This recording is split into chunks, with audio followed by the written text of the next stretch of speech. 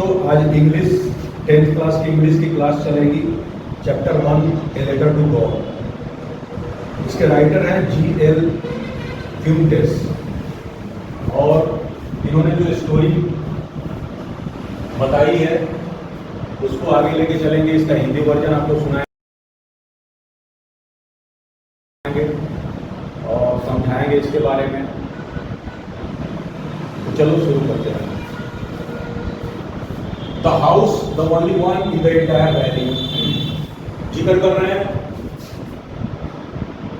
कि एक हाउस है जो कि पूरे वैली में, पूरे घाटी में इकलौता हाउस है। वहां कोई भी दूसरा हाउस नहीं है, कोई दूसरा मकान नहीं है।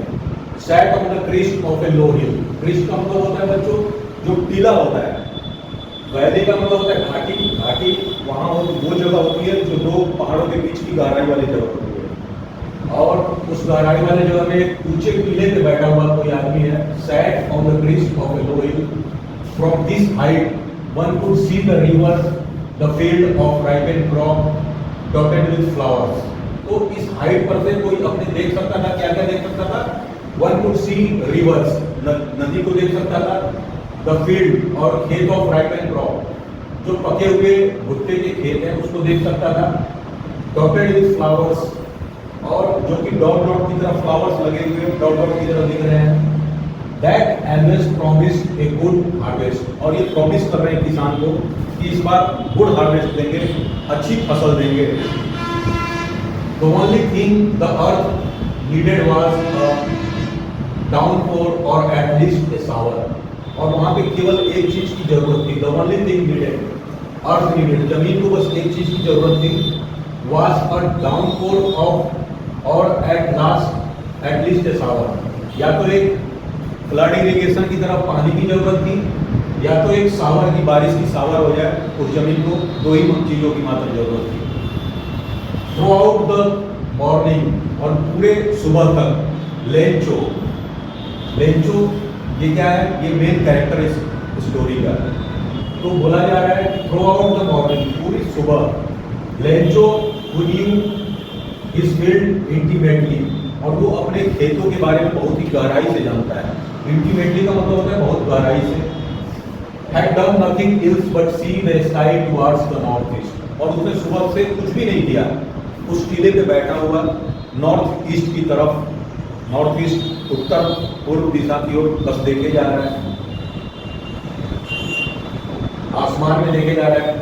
Now we are really going to get some water, और वो बोल रहे हैं, उसका स्टेटमेंट है कि now we are really going to get some water. अब हमें कुछ वाटर की, पानी की जरूरत है और हम इसको पा जाएंगे। Now we are really going to get, अब हम निश्चय नहीं कुछ वाटर को पा जाएंगे, सम वाटर को पा जाएंगे। वुमेन, और ये कौन बोल रही है? औरत बोल रही है, उसके घर की महिला बोल रही है। द वुमेन वाज प्रिपेयरिंग सफर, और वो वुमेन क्या कर रही है? सफर को प्रिपेयर कर रही है। सफर मतलब होता है रात्रि भोजन, रात का जो भोजन होता है। रिप्लाइड यस गॉड विलिंग, और उसने रिप्लाई क्या किया वुमेन ने कि हाँ, ईश्वर भी यही चाहता है। द ओल्डर बॉय वे are working in the field, और जो बड़ा लड़का था वो कहाँ? खेतों में काम कर रहा है। While the smaller one were playing near the house, और छोटा वाला लड़का घर के पास ही कहीं खेल रहा है। Until the woman called to them all, और वो तब तक खेल रहे हैं और वो बड़ा लड़का तब तक काम कर रहा है जबकि वुमेन उनको पुकारती नहीं और बुलाती नहीं है। कम फॉर डिनर, रात्रि भोजन के लिए आ जाओ। ऐसा कौन बोला? वुमेन ने बोला। It was during the meal that just as, और ये मील का समय था। मील मतलब भोजन कर रहे हैं, रात्रि का भोजन कर रहे थे। तो ये मील जब खाना ले रहे थे उसी समय का समय था। लेंचो हैड प्रेडिक्टेड, और लेंचो ने प्रेडिक्ट किया। प्रेडिक्ट का मतलब होता है अनुमान लगाना। तो Lencho had predicted big drops of rain began to fall, कि बड़े बूंदे जो हैं रेन की वो बिगन शुरू होने वाली है गिरने के लिए। तो big drops of rain began to fall, बड़ी बूंदे गिरने वाली थी। In the north east huge mountains of clouds could be seen approaching, और नॉर्थ ईस्ट से बड़ा बादल आसमान में अप्रोच कर रहा था। अप्रोचिंग मतलब सामने से आना। तो वो सामने की ओर आ रहा था। The air was fresh and sweet, और जब ठंडी ठंडी हवा आती है तो उस एयर को बोलते हैं फ्रेश एंड स्वीट। तो बादल के साथ ठंडी हवा भी आ रही थी जो कि फ्रेश थी और मीठी थी।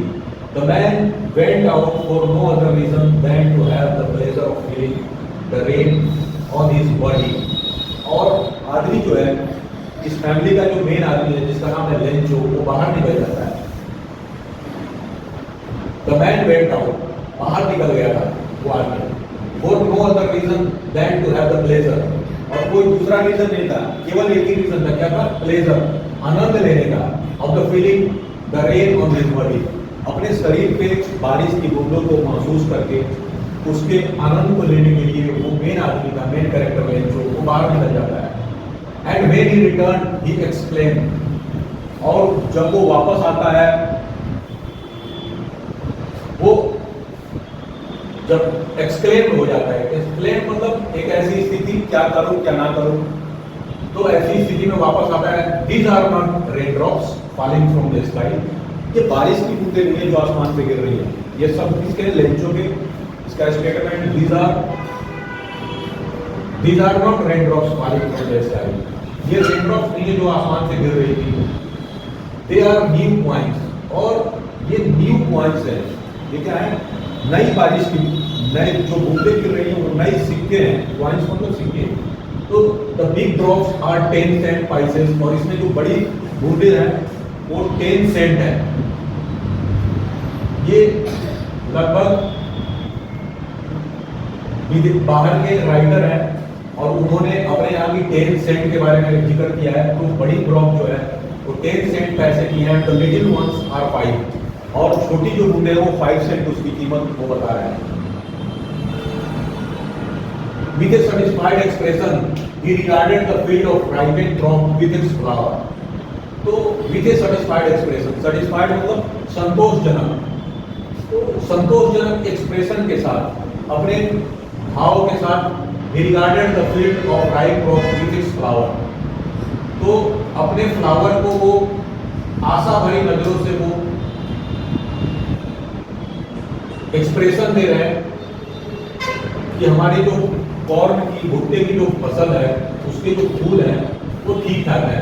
Draped in A curtain of rain, और जो कि रेन के, बारिश के कर्टेन में, कपड़े में लिपट गई है। इतनी बारिश हो रही है वहां पे कि सारे जितने भी पानी चाहिए था उस कॉर्न फ्लावर्स को उतना उसको मिल रहा है, और वो पूरा बारिश का चादर ओढ़े हुए थी।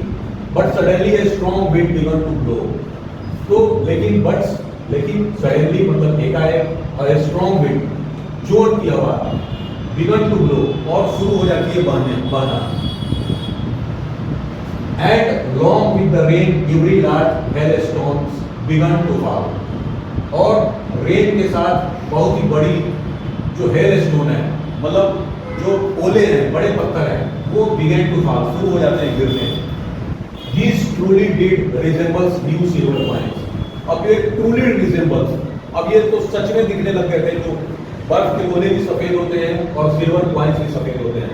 तो पहले तो वो अनुमान लगा रहा था, एक खुशनुमा माहौल में वो बोल रहा था 5 सेंट और 10 सेंट की कॉइन्स हैं, लेकिन अब जो गिर रहा था, पत्थर पड़ रहे थे, ओले पड़ रहे थे, और वो ट्रूली रिजेंबल कर रहे थे। किसी को बोलना नहीं है, वो एकदम मिल रहे हैं सिल्वर कॉइन्स की तरह। अब ये सिल्वर कॉइन्स इसको फायदा पहुंचाते हैं कि नहीं, लेकिन देखने में क्या है, सफेद कलर का हेलस्टोन होता है, मतलब ओले होते हैं, और सफेद कलर का सिल्वर कॉइन भी होता है। तो ट्रूली रिजेंबल, देखने में तो सिल्वर कॉइन की तरह हो गया, लेकिन क्या ये सिल्वर कॉइन या हेलस्टोन फायदा पहुंचाता है? The boy exposing theirself to the rain, और जो बच्चे हैं, छोटे 2 बच्चे थे उसके, एक बड़ा एक छोटा, वो भी एक्सपोज कर रहे हैं देयरसेल्फ टू रेन, और वो भी बारिश में अपने आप को खुला छोड़ दिए बाहर, या बाहर निकल गए हैं। रैन आउट, और वो बाहर भाग गए हैं। रैन मतलब दौड़ गए, बाहर निकल गए थे। To collect the frozen pearls, और किसके लिए वो बाहर भागे थे? फ्रोजन पॉल्स को। ये जो पॉल्स मतलब मोती होता है या पत्थर होते हैं, जो कीमती पत्थर होते हैं, उनको पॉल्स बोला जाता है, पॉल्स। तो वो जो पॉल्स जो गिर रहे थे, हेलस्टोन, उनको कलेक्ट करने के लिए, इकट्ठा करने के लिए वो वहां पे आते हैं। It's really getting bad now, बादल तो ओले चुन रहे हैं, इकट्ठा कर रहे हैं, लेकिन कोई है जो बोल रहा है it's really getting bad now. अब ये बहुत ही बुरा हो रहा है, जो भी हो रहा है, जो बड़े ओले गिर रहे हैं वो अब बुरा हो रहा है। किसके लिए बुरा हो रहा है? एक्सक्लेम द मैन, ये आश्चर्यचकित रह गया या क्या करे क्या ना ये स्थिति में रह गया वो आदमी जो मेन कैरेक्टर है, उसका नाम है Lencho. I hope it passes quickly, और वो बोलता है कि मैं आशा करता हूँ कि ये पासेस क्विकली, ये जल्दी से निकल जाए। It did not passes quickly, लेकिन ये जल्दी से निकला नहीं। ये जो हेल स्टोन है, ये जो बर्फबारी हो रही है, वो जल्दी से पास नहीं होती है, गुजरती नहीं है, खत्म नहीं होती है। फॉर एन आवर, और होता क्या है, 1 घंटे के लिए। The hell rain on the house, पूरी जो बर्फबारी ओले गिर रहे थे पूरे घर के घर पे पूरा 1 घंटा गिरता है। द गार्डन, और गार्डन में भी, बागीचे में भी गिरता है। द हिल साइड, और पूरे पहाड़ी के साइड में भी गिरता है या पहाड़ी पर गिरता है। द कॉर्न फील्ड, और लास्ट में जो उसका कॉर्न फील्ड था जिससे उसकी आस लगी हुई थी, उसके ऊपर भी हेल स्टोन ओले गिरते हैं 1 घंटे। ऑन द होल वैली, और पूरे घाटी में गिरता है। कहीं वैली में कोई ऐसा जगह नहीं है जहाँ पे छूटता है, हर जगह ओले 1 घंटे ले लेते हैं। द फील्ड वाज वाइट, और पूरा का पूरा खेत सफेद हो जाता है। As if covered with salt, और देखने में ऐसा लगता है जैसे साल्ट हो, जैसे जो समुद्र के किनारे लोग रहते हैं और साल्ट अपने फील्ड से इकट्ठा करते हैं, उनका प्रोसेस होता है, तो जब पूरा साल्ट इकट्ठा हो जाता है तो देखने में वो सफेद लगता है, सफेद चादर की तरह लगता है। वैसा ही वो जब हेलस्टोन गिरा, जब बर्फबारी हुई, तो पूरा फील्ड सफेद हो गया था। और as if covered with salt, और ऐसा लग रहा था जैसे नमक से ढका हुआ हो। Not a leaf remained on the trees, और कोई पेड़ पर कोई भी सिंगल लीफ नहीं बचा था, पेड़ पर एक भी पत्ते नहीं बचे थे। The corn was totally destroyed, और जो मक्के की फसल थी, भुट्टे की फसल थी, वो टोटली डिस्ट्रॉयड हो गई थी, नष्ट हो गई थी, खत्म हो गई थी।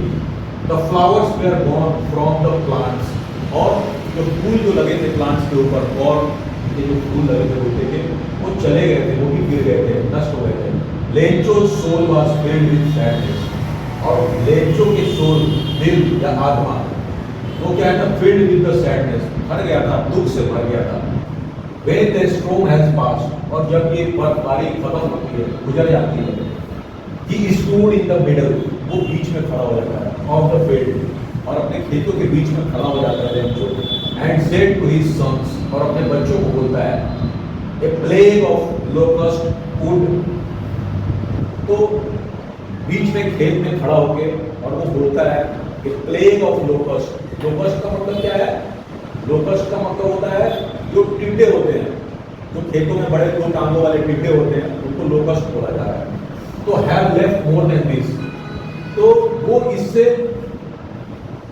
ज्यादा छोड़ जाता है, जो अभी नष्ट हुआ है, पूरा का पूरा फसल बर्बाद हो गया है। अगर लोकस्ट का प्लेग होता है, प्लेग मतलब महामारी, अगर टिड्डे महामारी की तरह भी आ जाते तो भी इससे ज्यादा छोड़ के जाते। The hell has left nothing, लेकिन ये जो हेल है, ये जो बर्फबारी हुई है, उसने कुछ भी नहीं छोड़ा है। This year we will have no corn, और इस साल हमारे पास कोई कॉर्न नहीं होगा, कोई मक्का नहीं होगा, कोई भुट्टा नहीं होगा। The night was sorrowful one, और ये जो रात्रि थी, जो हेलस्टोन के बाद की जो रात है, वो सॉरोफुल थी, कष्ट भरी थी, दुख भरी थी। All our work for nothing, और पूरा का पूरा हमने जो साल भर काम किया है, जो इस फसल लगाने के दौरान अब तक काम किया था, ऑल आवर वर्क, पूरा का पूरा काम, फॉर नथिंग, इसका रिजल्ट कुछ भी नहीं था, तो हाथ में कुछ भी नहीं लगा हमारे। There is no one who can help us, और अब कोई भी नहीं है जो कि हमारी मदद कर सकता है। We all go hungry this year, और हम सारे लोग, but in the hearts of all who lived in that solitary house, लेकिन in the hearts of all, वहाँ पे जो भी लोग रह रहे थे, सभी के दिलों की बात चल रही है। But in the hearts of all who lived in that, जो वहाँ पे रह रहे थे उस घर में, in that solitary house, solitary मतलब सुनसान, अकेला, solitary house in the middle of the valley, और हाथी के बीचों बीच अकेला सुनसान जो हाउस था, उन सभी के दिलों की बात चल रही है।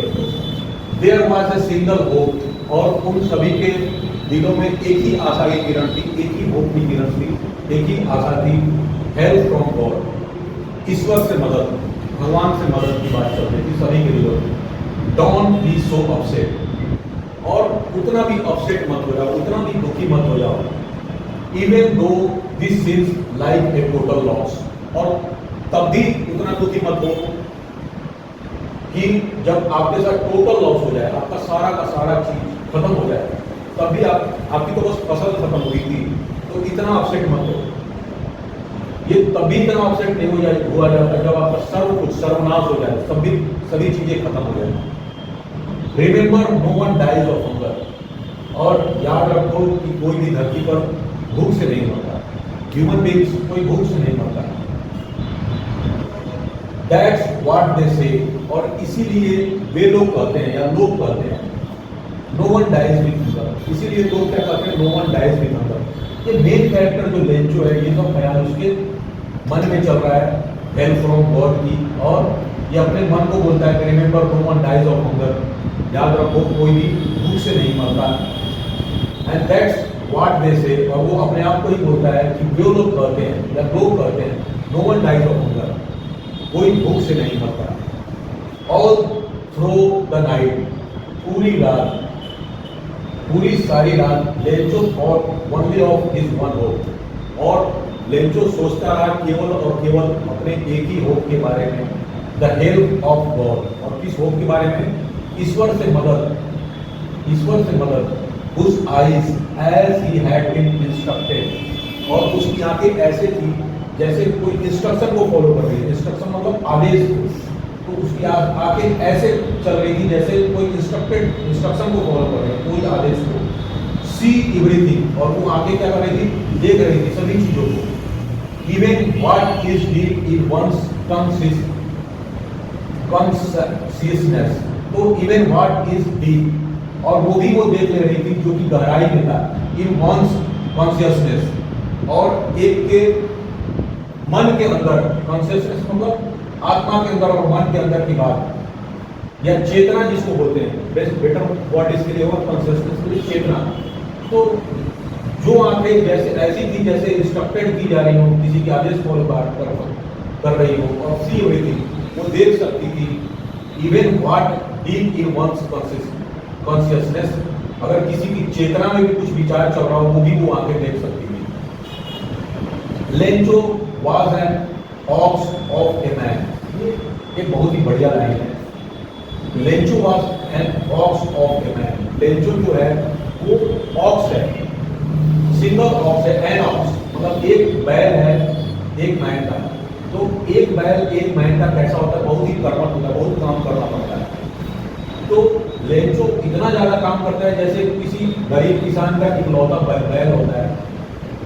तो इकलौता बैल क्या होता है कि सभी के साथ काम करता है, अलग अलग किसानों के यहाँ देने पे, या किसी के अगर मांग के लिए आता है और किसी का हेल्प में, तो वो भी इसका इकलौते बैल को ले जाएगा। बहुत ही मुश्किल जोर पड़ता है, बहुत ही मेहनती होता है। इसलिए one was an ox of a man, इसकी तुलना एक बैल, सिंगल बैल से की जा रही है।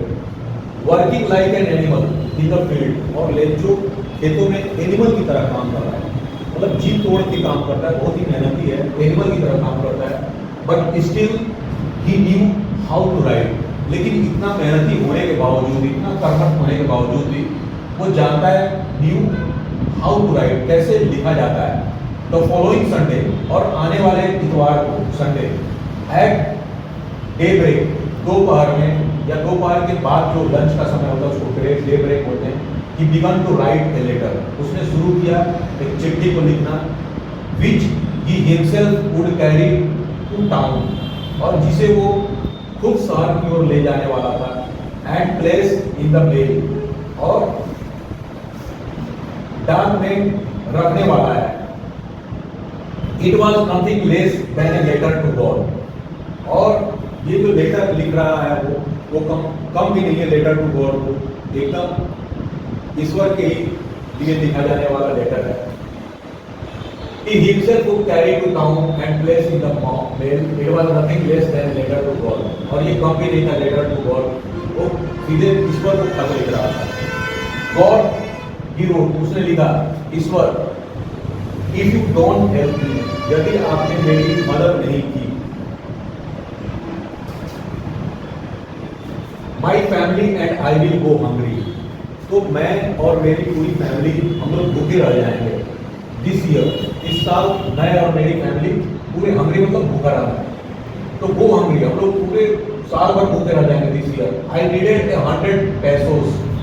और जिस देश में लेखक है वहाँ पे पैसों चलते हैं, तो वो बोलता है कि I need 100 pesos in order to sow my field again. और मुझे 100 pesos की जरूरत है कि जिससे मैं अपने फिर से दोबारा खेतों को लगा सकूं. And to live until the crop come. और तब तक हम लोग सर्वाइव कर सके, रह सके, जब तक कि दूसरी फसल नहीं आ जाएगी. Because the hell stone. और ये फसल कैसे नुकसान हुई है? हेल स्टोन से. He wrote to God on the envelope. और उसने envelope के ऊपर ईश्वर को लिखा, भगवान को लिखा. Put the letter inside and still troubled. और वो लेटर को अंदर डाल दिया था, लेकिन उसके बाद भी ट्रबल्ड में, मुश्किल में, परेशानी में है. लेटर छोड़ने के बाद went to the town. Involve में लेटर को डालने के बाद भी वो परेशानी में है और जाता है शहर की ओर. At the post office. और सीधे वो पोस्ट ऑफिस पहुंचता है. He place a stamp. और ये स्टैम्प लेता है और उसको प्लेस करता है, रखता है वहां पे ऑन द लेटर, लेटर के ऊपर. And drop it into the mail box. Stamp को लेता है, उसके प्रॉपर जगह पे उसको प्लेस करता है, लगाता है. और इसको मेल बॉक्स में, मतलब डाक का जो बक्सा होता है रेड कलर का इंडिया में होता है, तो वैसे अपने उसकी कंट्री में जो भी मेल बॉक्स है वो बक्सा है उसमें डाल देता है. On the employees, one of the employees, आगे की बात होगी. एक जो कर्मचारी है, हुआ वाज ए पोस्टमैन. वो कर्मचारी कौन है? एक पोस्टमैन है. And also help at the post office. और वो कभी कभी पोस्ट ऑफिस में भी हेल्प करता है. Went to his boss. अपने बॉस के पास गया. पोस्ट ऑफिस का बॉस कौन होता है? Post master. पोस्टमैन वो डाकिया होता है जो घर घर तक लेटर लेके जाता है. तो एक पोस्टमैन जो था वो लेटर लेके जाता है अपने बॉस के पास. Went to his boss. अपने बॉस जो पोस्ट मास्टर उसके पास जाता है, लाफिंग हार्डली, और दिल से हंसता हुआ जाता है. पोस्टमैन जो है वो दिल से हंसता हुआ जाता है. And showed him the letter to God. और दिखाता है कि ये जो लेटर है ये लेटर टू गॉड लिखा है. ऐसा लेटर है हमारे पास जो कि हमें भगवान के पास पहुंचाना है. तो अपने हेड मास्टर बल्कि पोस्ट मास्टर को ये चीज़ें बताता है. Never in his career as a postman. और कभी भी नहीं पूरे कैरियर में, पोस्टमैन के कैरियर में, had he non that address. उस एड्रेस के बारे में पोस्टमैन जानता है. गॉड के एड्रेस के बारे में पूरे कैरियर में आज तक नहीं जान पाया था. द पोस्ट मास्टर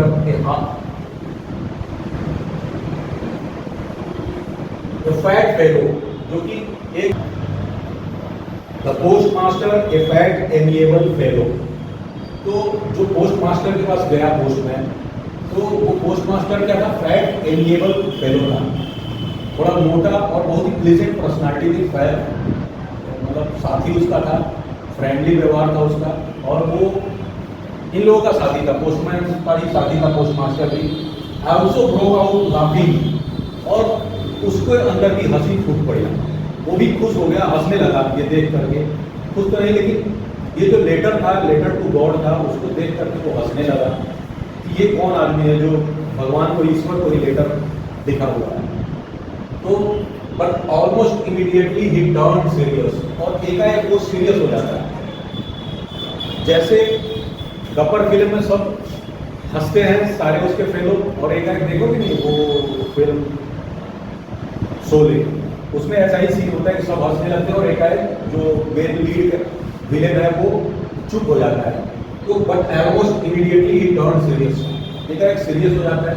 वो जो था वो तो विलेन था, लेकिन ये बहुत ही अच्छा आदमी है जो फ्रेंडली व्यवहार रखता है और प्लीजेंट पर्सनालिटी है इसकी, और इनके साथ ही रहता है. तो टर्न सीरियस, वो सीरियस हो जाता है. एक हंसने के बाद वो सीरियस हो जाता है. And tap the later on his desk, और टैप मतलब पीटता है, लेटर को थपथपाता है अपने डेस्क पे रख के और हंसते हंसते शांत हो जाता है। कमेंटेड, और वो बोलता है, कमेंट करता है, अपने बीच में कमेंट करता है, व्हाट फेथ, क्या भरोसा है, क्या फेथ है, क्या विश्वास है ईश्वर के ऊपर। Wish I had the faith of the man who wrote this letter, और वो बोलता है कि आई विश, मैं चाहता हूं कि इस आदमी का जो लेटर टू गॉड, भगवान को लेटर लिखा है, उसका विश्वास कायम रहे, ईश्वर में उसका भरोसा कायम रहे। वो ऐसी घोषणा करता है, वो कमेंट करता है, standing of A correspondence, starting of A correspondence with God, और उस आदमी का भरोसा कायम रहना चाहिए जिसने स्टार्ट किया है कॉरेस्पॉन्डेंस विद गॉड। तो so in order not to shake the writer's faith, लेकिन आगे क्या होने वाला था, पोस्ट मास्टर साहब ने तो बोल दिया कि इसका भरोसा जो है हम इसके भरोसे को कायम रखेंगे, लेकिन आगे ये होने वाला था, so in order to not shake the writer's faith, जो लिखने वाला है, राइटर्स है, मतलब जो लेटर वर्ड को लिखता है, उसके शेक मतलब हिलाना, हटाना, तो उसके भरोसे को हिलने नहीं देना था। इसको पूरा करने के लिए, इन ऑर्डर उसको पूरा करने के लिए, नॉट टू शेक, उसके भरोसे को पूरा करने के लिए, जिसको गॉड में इतना भरोसा है, the post master came up with an idea, post master को एक आइडिया आया, उसको दिमाग में एक नया आइडिया आया कि इसके भरोसे को कैसे नहीं तोड़ा जाए, ना टूटे। अगर उसके जवाब को नहीं लिखते, क्योंकि लेटर फाइनली गॉड को तो जाने वाला नहीं था, और गॉड को अगर नहीं जाता, अगर उसका जवाब नहीं आता, तो हो सकता है उसका भरोसा टूट जाता है ईश्वर में से। कोई ऐसा गॉड ही नहीं है जहाँ पे लेटर जाए। तो ये लोग प्लान करते हैं, एक आइडिया लेते हैं कि इसके भरोसे को तोड़ना नहीं है। तो the post master came up with an idea, post master को एक आइडिया आता है, आंसर द लेटर, इस लेटर का आंसर दिया जाए, उत्तर दिया जाए, तभी वो है कि इसका भरोसा नहीं टूटेगा। नहीं तो अगर नहीं दिया जाएगा तो इसका भरोसा ही टूट जाएगा, डगमगा जाएगा, कोई गॉड होता नहीं है।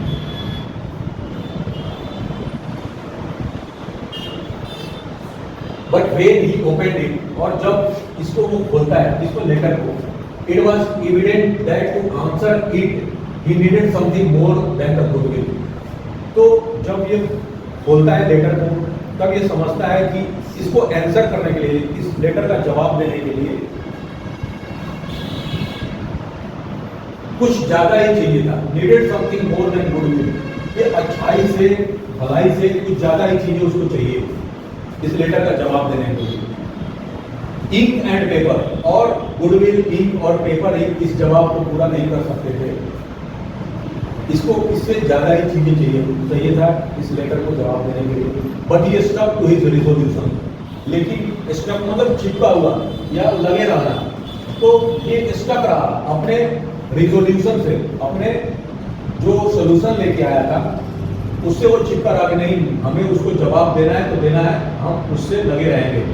ही asked for money from his employees, तो आपने शुरू में लेटर देखा था, उस पर लिखा था कि उसने डिमांड करी थी 100 पैसोस की, और यहाँ पे गुडविल, इंक और पेपर इसके जवाब को पूरा नहीं कर सकते थे। तो यहाँ पे कुछ ज़्यादा ही चीज चाहिए था, और वो पोस्ट मास्टर जो है अपने रिजोल्यूशन से चिपका रहता है, लगा रहता है कि नहीं, हमें इसको जवाब देना ही देना है, चाहे हमें पैसे भी देना पड़े, लेकिन इसका भरोसा नहीं टूटना चाहिए। फिर क्या है, but he stuck to his resolution, he asked for money from his employ, वो अपने एम्प्लॉय से, कर्मचारियों से पैसे के लिए पूछता है कि इसको पैसे जो देने पड़ेंगे हम सब लोग मिल के देंगे। He himself give part of his salary, और वो खुद अपने सैलरी का एक पार्ट देता है, कुछ हिस्सा दे देता है। And several friends of his, और बहुत सारे उसके दोस्त भी, they are obliged to give something, वो भी ऑब्लाइज हो जाते हैं, मतलब निश्चय कर लेते हैं कि हमें भी कुछ देना है, for an act of charity. और ये चैरिटी का एक्ट था, उसकी फसल खराब हो गई थी, उसको हेल्प करना चैरिटी हुआ, तो सब लोग ने निश्चय किया कि हम भी अपनी सैलरी का कुछ हिस्सा देंगे। It was impossible for him to gather together the 100 pesos, लेकिन अब भी ये इम्पॉसिबल था अब भी ये असंभव था कि ये सारे लोग कर्मचारी मिलकर भी इसके लिए 100 पैसों का इंतजाम करते। So he was able to send the farmer only a little more than half. तो वो लोग अब एबल हुए थे, एबल मतलब योग्य हुए थे, देने योग्य हुए थे कितना, little more than half, half से ज़्यादा। 100 पैसों की डिमांड थी तो 50 उसका हाफ होता है, उससे कुछ ज़्यादा। तो इतना उन्होंने एकत्रित कर लिया था, इकट्ठा कर लिया पैसा। He put the money in an envelope addressed to Lencho, और उन्होंने पैसे को envelope में डाला और जिसका एड्रेस पे लिख दिया Lencho, and with it a letter containing only a single word। और इस लेटर के साथ, जो envelope के साथ जो लेटर डाला था, उसमें एक single containing a single word था उसमें, एज ए सिग्नेचर, और वो भी सिग्नेचर के तौर पे कि सिग्नेचर हो, जरूरी हो। तो सिग्नेचर इसका था वो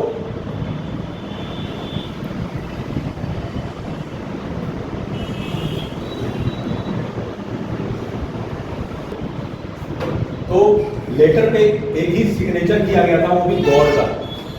पोस्ट मास्टर द्वारा उस पर एक लेटर जो लिखा गया था, केवल एक ही वर्ड उस पर लिखा था, एड्रेस के अलावा एक सिग्नेचर था गॉड का, गॉड लिखा हुआ था। The following Sunday Lencho came a bit earlier, और आने वाले संडे, जो अगला संडे आया तो बहुत अर्लियर ही पहुंच जाता है, पिछली बार से बहुत जल्दी ही पहुंच जाता है वहाँ पे post office. Then usually ask if there was a letter for him, usually जिस संडे को पहुंचता है उससे पहले ही पहुंच जाता है और जाके पूछता है कि कोई लेटर उसमें भी आया है। It was the postman himself who handed the letter, और यह पोस्टमैन ही था, डाकिया ही था, जो उसको हैंडेड करता है, देता है, लेटर को देता है उसको। To him while the postmaster experiencing the contentment of a man who has perform a good God deed. तो पोस्टमास्टर जो है पीछे से, वो पोस्टमैन तो उसको पकड़ा देता है, यहाँ तुम्हारे लेटर आया है, और पोस्टमास्टर एक्सपीरियंस करता है, फील करता है, महसूस करता है द कंटेनमेंट, जो उसका कंटेनमेंट आया है, लेटर एक मतलब आया है, उसके बारे में of a man who has perform a god, और वो ऐसे फील करता है, महसूस करता है क्योंकि वो परफॉर्म किया था इसमें क्या, गॉड का सिग्नेचर करके खुद गॉड है, या उसको हेल्प करके गॉड की तरह महसूस कर रहा था, ऐसा वो फील कर रहा है। God deed look on from his office, और वो देखता रहता है उसके ऊपर अपने ऑफिस से, अपने ऑफिस से ही दूर से ही उसको देख रहा है, उस पर ध्यान लगाए हुए है कि अब इसका एक्शन कैसा है, अब वो क्या करने वाला है।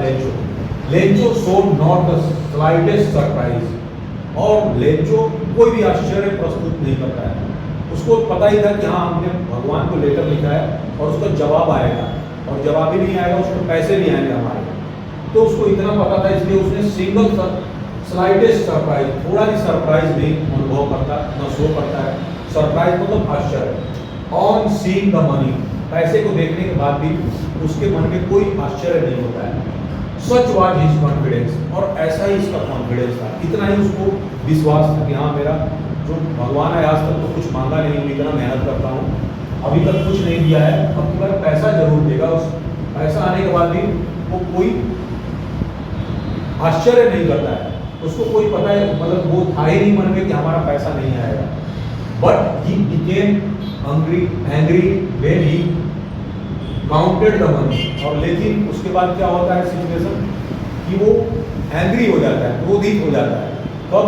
जब उसने मनी को, पैसे को काउंट किया, क्योंकि सबको पता है कि हाफ, मोर देन हाफ था, मतलब 50 पैसों से ज़्यादा कुछ पैसा था, तो वो पैसों को काउंट करता है कि उसके पास मनी जो है वो कम आया है, 100 पैसों नहीं आया। God would not have made a mistake, ईश्वर कोई मदद, ईश्वर कोई मिस्टेक नहीं कर सकता। उसका वर्ड था कि ईश्वर कोई गलती नहीं कर सकता है।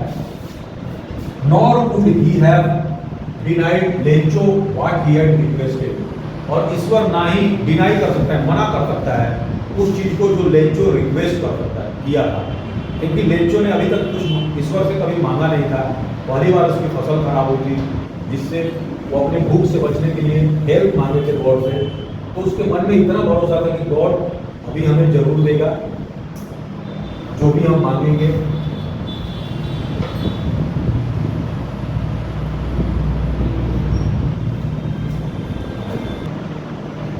Immediately Lencho went up to the window to ask for paper and ink. और अचानक immediately मतलब एकाएक Lencho went up to the window तक गया, खिड़की तक गया, to ask for paper and ink. और किसके लिए गया? पेपर और इंक मांगने के लिए गया वहाँ पे on the public writing table. और लेकर के वो कहाँ पे पहुँचा? पब्लिक राइटिंग टेबल, जो कि जैसे बैंक में जाओगे, पोस्ट ऑफिस को बहुत कम ही रहे, लोग यूज़ करना कम कर दिए हैं। तो एक पब्लिक राइटिंग टेबल होता है, वहाँ पे आम नागरिक वहाँ पे अपने फॉर्म को फिलअप करती है। तो वहाँ पे भी पब्लिक राइटिंग टेबल था, वहाँ तक पेपर और इंक लेके गया। ही स्टार्टेड टू राइट, और लिखना शुरू कर दिया था with much wrinkling on his bro. और उसके चेहरे पे झुर्रियाँ पड़ गई थी, आंखों के ऊपर झुर्रियाँ पड़ गई थी, इतने वो गुस्से में था। Accused by the effort he had to make। और ये झुर्रियाँ कैसे पड़ी थी, रिंकल कैसे हुआ था? क्योंकि ये इतना एफर्ट लगा रहा था लिखने में, इतना मतलब जोर लगा रहा था। He had to make to experience his ideas, कि अपने आइडिया को एक्सप्रेस करने के लिए इतना जोर लगा रहा था। क्या मैं लिख दूँ ईश्वर को कि ईश्वर समझ जाए? वो बहुत ही जोर लगा के लिख रहा था और उसको झुर्रियाँ पड़ गई थी। When he finished, और जब वो खत्म हुआ, he went to the window to buy a stamp which he liked। और वो विंडो तक गया एक स्टैम्प खरीदने के लिए। स्टैम्प मतलब जो स्टैम्प होता है, जो टिकट होता है, उसको खरीदने के लिए गया। which he liked, जिसको वो चाटता है, थूक लगाता है, and then affix to। और उसके बाद क्या करता है? वो गया विंडो तक और वो लेता है वहां से स्टैम्प लेता है। चिट्ठी को भेजने के लिए जो स्टैम्प की जरूरत पड़ती है, उसको वो लेता है और उसको लेने के बाद उसको लाइक करता है, हुक लगाता है और उस पर फिक्स करता है, चाटता है और उसको फिक्स कर देता है, उसको चिपका देता है उसके ऊपर। और द एनवलप, कहाँ पे चिपकाता है? एनवलप के ऊपर। With a glow of his fist, और वो ग्लो मारता है, मतलब जोर का मारता है, ग्लो देता है वो फिस्ट। मुक्के से, फिस्ट मतलब मुक्का, तो मुक्का दे मारता है उस पर।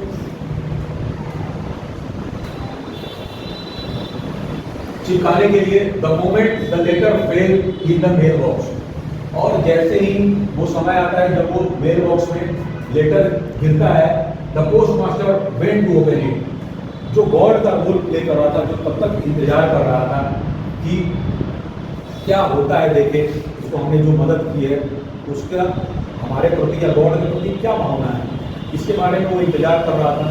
तो उसको लगा कि कुछ बढ़िया लिखा होगा, जाके तो आखिर वो लेटर उठा लाया the mail box. Post master went to open it, वो गया उसको खोलने के लिए उस लेटर को। इट सेड गॉड, और उसमें लिखा हुआ था क्या कहा गया था कि ईश्वर, God of the money that I asked, वो मनी जिसके बारे में मैं तुमसे मांगा था, of the money that I asked.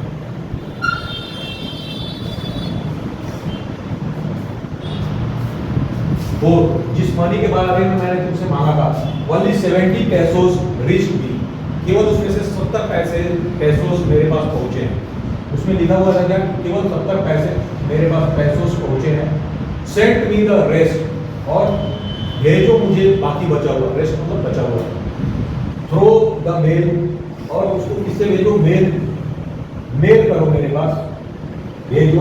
Because the post office employ are a bunch of crooks, इसको मेरे तक मेल करो, मेरे पास भेजो, क्योंकि पोस्ट ऑफिस के एम्प्लॉय जो है, ये जो है, ये एम्प्लॉयज नहीं, ये are the bunch of crooks. Bunch मतलब गुच्छा और क्रूक्स मतलब अपराधी। तो ये बंच ऑफ क्रूक्स हैं, अपराधियों के गिरोह हैं, पूरे की पूरी टीम है। ये लोग एम्प्लॉय नहीं है, ये पूरी की पूरी टीम है ये। और ये उसके साथ क्या किया है? 70 पैसों ही भेजे हैं।